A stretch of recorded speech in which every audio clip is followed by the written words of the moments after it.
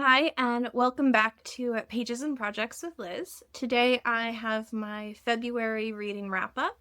I read 13 books in the month of February. I'm going to go through them mostly in order that I read them, but for the series that I completed this month, I'm going to go ahead and group all of those books together. So let's get into it. The first book I read was The Escape Room by Megan Golden, and I gave this book 4 stars. This book covers two different timelines. So, one timeline is primarily focusing on Sarah and when she first enters a particular financial firm. And then the other timeline is covering some of the employees as they are trapped in an elevator that's billed as an escape room. I really enjoyed the twists in this book between what was planned to happen to the characters and what actually ended up happening. So I thought that was kind of funny. I thought it was going to go one way based off of what they were all doing in the elevator. Uh, but eventually found out that the plans were not for those particular things to happen. So this was, I thought, an interesting thriller and something I'm definitely going to keep around too.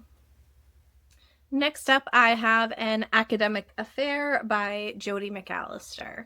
This book was also 4 stars. I thought this was a really cute romance. So it's about two academic rivals who are competing for the same job. One of them ends up getting it and proposes a marriage to the other so that they can also get hired on as a partner hire. Obviously, being a romance, they will eventually fall in love for real. And there's some of the conflict around that. But this I thought was really cute story, especially for someone who's in higher ed. Even though this is not the US higher ed, there's still some references to some different things about being on the job market that definitely felt familiar. So again, thought it was a really cute and sweet romance. Next up, I have The Everlasting by Alex E. Harrow, and this book I also gave 4 stars to, so it was a good start to the month. This one is a fantasy where the main characters relive a storyline over and over again, becoming slowly more aware of what's going on and trying to make some changes to one of the characters' legend or history so that they wind up at a point where they can live happily ever after. Again, I thought this was a really solid fantasy. I enjoyed the characters. There were some parts that I thought dragged a little bit with the repetition. I find that a lot with stories where you're reliving different aspects that while I enjoy it, it doesn't end up quite being a 5-star type of book for me, just because of that repetition while they're trying to go and get things done. But overall, still really enjoyed this book. Next up is a series that I read on my Kindle, part of my series spinner. So it was Get a Life, Chloe Brown, Take a Hint, Danny Brown, and Act Your Age, Eve Brown, all by Talia Hibbert. I gave this series overall 3 stars. I thought it was kind of cute. I liked that all of the books had characters who had some different struggles going on that you don't often see represented in romance. So, chronic health, anxiety, autism spectrum disorder, just again, things that you don't typically find. And I really liked those aspects. I liked finding out about the 3 sisters as they struggled with romance and wanting to be in relationships for different reasons and finding partners who are well suited to them. The 3 stars versus ranking it higher is mainly because of the spicy language. So I've mentioned before that there are just certain ways of phrasing things, certain tropes. It's always perfect. The guy is always like the biggest ever, and the girl is always the smallest ever. And just little aspects about wording choice that I didn't always think felt appropriate. Even if it wasn't something that the character was saying out loud, you just had some of these representations of the romance that was, so sweet and reflective as to what was going on. And then the wording choice of what was happening during those other scenes just didn't feel like they lined up. And so, again, that is definitely something with me, that there's just certain ways of wording things. And so, while in some other romance books, like even An Academic Affair, had some brief mentions that I wasn't super into, there was more to the story. With this series, I found that it was more of the smutty aspect, which again, great, don't have a necessarily problem with it. It just meant that there was more chance for all of that wording to come up that I wasn't too crazy about. So I think if that doesn't bother you, if you're not like me with that wording choice being a little awkward, and you are looking for romance novels that are different for character types, I think this would be great. Just keeping that in mind, if you are like me, that there might be some sections that you might want to speed read through a little bit, just to get on and move on to another part of the story. Next up, I have Chaos at the Lazy Bones Bookshop by Emmeline Duncan. This one I also gave 3 stars to. This one stars a character who is running a bookshop in a small town that is very obsessed with Halloween. She's putting on a literary festival that involves bringing in some authors, and at the same time, there is a ghost hunting show that's going around trying to film in different locations. All while that is happening, there wind up being some murders, and so the main character is involved trying to help solve what happened for each of those. This is a book that, based off of some of those tropes, so the Halloween town, the bookstore, the trying to solve a murder, there are a lot of the things that I tend to enjoy, and even in some books where the writing might not be the most amazing, I tend to rank it a little bit higher. But there was something about the combination in this particular one that just didn't hit the same way that it has in some other books. And so that's why, again, really wound up being more on 3-star end versus having something special that would have bumped it up to a 4-star. There are just some aspects that didn't quite work for me in the way that I really would have loved them to. Again, especially based off of a lot of those different characteristics that I do tend to love for a lot of other cozy mystery books. So overall, this was fine. I don't regret having read it, but certainly not my favorite book. Next, I have If Anyone Builds It, Everyone Dies by Eliza Yudolsky and Nate Soares. This one also 3 stars, so, kind of a shift from a lot of 4 stars at the beginning of the month to then started to have several 3-star reads. This book, I think, might have just been an issue that I wasn't the best audience for it. So I had mentioned in my TBR that I work a lot with AI. I teach classes that have AI embedded into it or are predominantly about AI and shifts for workplaces. And so in a lot of my classes, I talk about, in general, with technology, positives and negatives. And so I was trying to read some more books that talked about some of these negative ideas, especially ones that students tend to talk about in the beginning of a class when I ask them what their perceptions are with AI, and it goes anywhere from being a tool that will be very happy and helpful and all of these positive characteristics to AI is going to take everyone's jobs and be our eventual overlords, sci-fi kind of feeling. So was trying to go through and read some other nonfiction books that did go over some of the more negative aspects in what I think uh, was hopefully going to be a very well-rounded academic type of approach. This book, a lot of the big concepts were things that I already knew about. And, I kind of expect that to a certain extent going into the AI books, again, because I had done so much research and the certificate in AI strategy and everything. But there were a couple of things in here that I did find helpful still, some different aspects to bring into my classes, but overall, I just really wasn't crazy about it.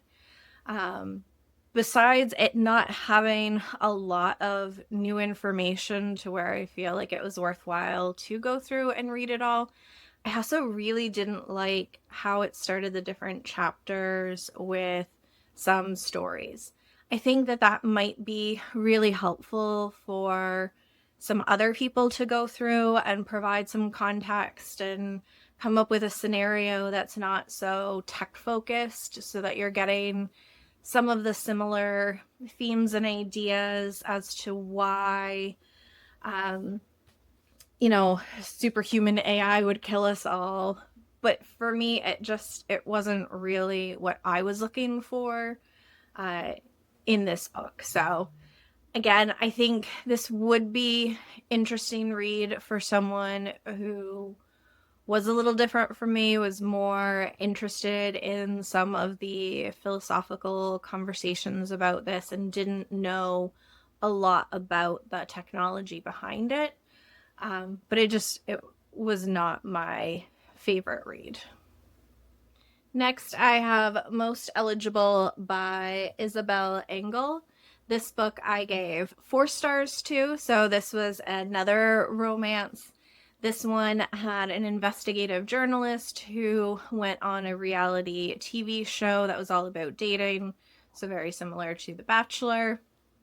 And while she was there, she realized that the host for that season was someone that she had previously had a one-night stand with and who knew her investigative journalist name that she would use. I thought this was really cute. It was similar to The Compound, where there's some different reality TV aspects in it. And I will say that I enjoyed it as someone who has never watched The Bachelor or Bachelorette. I have seen some other reality TV shows, and so I thought that they were kind of funny references, especially talking about production and some of the issues that pop up. So there are conversations about like how much alcohol the contestants are given. So I thought that part was amusing. There's the predictable tropes that come up in romances. So the third act conflict, the misunderstandings, if people just actually sat down and talked for a minute, you could go ahead and get through the problems. But overall, I thought this was really fun, especially for February, and again, an enjoyable romance. Next, I have Midwinter Murder by Agatha Christie. This one I also gave 4 stars to. This was a collection of short stories, some of them featuring detectives that she covers in other full-length novels. I really enjoyed this. The thing that I did notice was initially I was trying to read this more like I would read any other book, where I was trying to go through and read a lot of it in one sitting. And I found that while I enjoyed the first 2 stories, by partway through the third one, I just wasn't enjoying it as much as I had. And I realized it was because I was trying to read them back to back to back. And so it got a little too samey. For some of the other books I was reading this month, they were spaced out, or I was reading more than one book at a time. For example, the nonfiction book interspaced in with another book. And that was enough to keep my interest. I have found in the past that if I read too many of the same type of book in general, one right after another, my enjoyment level goes down, and I definitely found that with this short story collection. So when I had started the third one and was realizing that I wasn't enjoying it as much, I went ahead and put it down. And throughout the rest of the month, I just went and read one, at most two of the short stories in one go. And I think that's something that I want to do when I get to the other books. So there were 4 seasonal books total in the box collection I got, and I am going to read each of them in the season where it's taking place. So started with this one with it being winter. And so, yeah, the other ones definitely going to go through and read a story at most 2 at a time and pace it. And that certainly helped with my enjoyment. So was happy to go through and read this, and made me really excited to hopefully get to some of the other Agatha Christie books I have soon, and stop keeping them on my TBR so much. And is something that I think I might try as an approach for any other short story collection, of breaking it up throughout the month. Next, I have Dark Corners by, again, Megan Golden. So, just now realizing that this is the same author from the escape room that I read at the beginning of the month. Not sure how I missed that. This book, though, I gave 3 stars to. For this one, again, interesting to now realize that it's the same author of The Escape Room. In The Escape Room, I thought that there was potential, and she hit it. Some of the things that maybe would have been a little too easy just really clicked together well, and I thought had some kind of funny moments to a thriller. This one also, I think, had a lot of potential. You've got a true crime podcaster helping to try to solve what starts out as a disappearance, but then there's also murder aspect to it. But I really didn't enjoy this the same way, hence the 3 stars. For this one, I thought that some of the parts seemed to phone it in a little and were just too convenient. For example, she goes undercover at BuzzCon, where there's a whole bunch of influencers, and they all open up to her very quickly, even though she's billing herself as a micro influencer and is doing it all with this fake account that doesn't have a lot of traction. And at the same time, she's at an influencer conference talking to people and clearly doesn't know much about influencers, which is fine. Like, there's plenty of people who make content and maybe don't understand all of the business aspects of it. But the extent that she didn't seem to know about the business aspects for someone that supposedly was opting to go to a whole conference convention about, just felt a little off. So,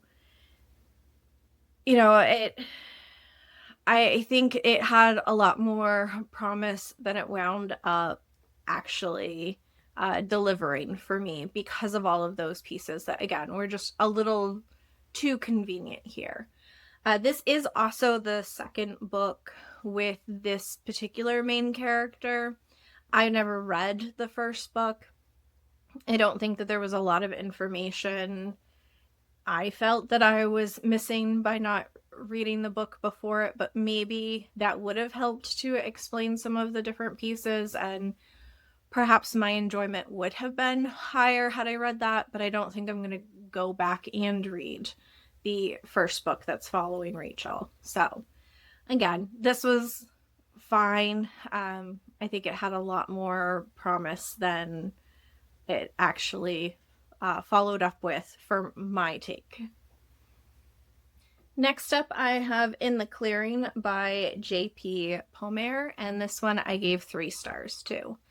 This I covered in a video where I was going through some of my TBR paperback mystery thriller books and judging whether I thought I was going to enjoy it or not just based off of the cover. So I will say that I enjoyed this more than I was expecting to, only because I said that this book I had a chance of DNFing. And I actually finished it, and I gave it a 3-star instead of a 1 or a 2. So enjoyed it more than I thought I would, but it still really wasn't that great. This one I thought had some, again, interesting promise to it. You have split timelines looking at the past for one of the characters and her time in a cult, and then to modern time.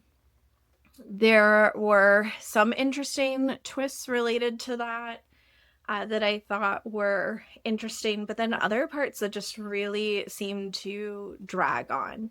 So while I enjoyed it more than I thought I would, I overall did not love this book. Again, it was fine. It was more of a middle of the road to me mystery thriller book. And the last book that I finished for the month of February was The Library at Hellbore by Cassandra Khaw. This one I also gave 3 stars too. So it felt like a pattern where I started the month with a series of 4-star books. Then I had a batch of 3s, then another batch of 4 stars, and unfortunately ended the month with a batch of 3-star books. This is a book that I got in the Evernight subscription. So horror books. Was kind of a funky, sprayed edge artwork in there. So I hadn't read a ton of the Evernight books that I had gotten in, and again, trying this year to get caught up and stay more ahead of things with subscription boxes and see if it's something I want to continue with or not. This book also had dual timelines, so it feels like a little mini theme this month. It was looking at one of the characters and experiences from before something happened at the school type of setting, and then while things were going on, and so jumping back and forth a bit. There was a lot of gore and body horror, so if you're not interested in that, definitely wouldn't read this. It's not something that bothers me, but it also, I just thought, wasn't that interesting in this. There were a lot of characters, and because there were so many characters, it made it hard for me to really care and connect with all of them, especially for a, again, relatively short book. So when you have some of the main characters dying and being pulled apart in all of these gruesome, horrific ways, I didn't really super care because I didn't know why I should care about that person. There were a couple of characters that were highlighted more, and so it was a little sadder when something happened to them, but it just really, wasn't enough development for me to overall care about all of them. So there you go, the 13 books that I read for the month of February. Again, trying to keep up with chipping away at some of my reading goals, and so managed to make progress in a lot of those this month. And as I mentioned, kind of a roller coaster of 4 stars to 3 stars to 4 stars to 3 stars.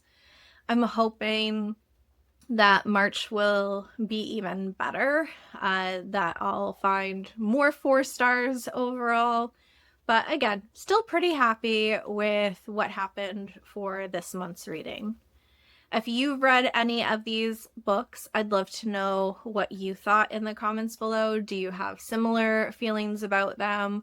Are there any that you loved that I didn't, or that I loved and you didn't? Would love to have a conversation about some of these books, and if you have any other recommendations, or what was your favorite book that you read in the month of February. Thanks for joining me, and I will see you in my next video.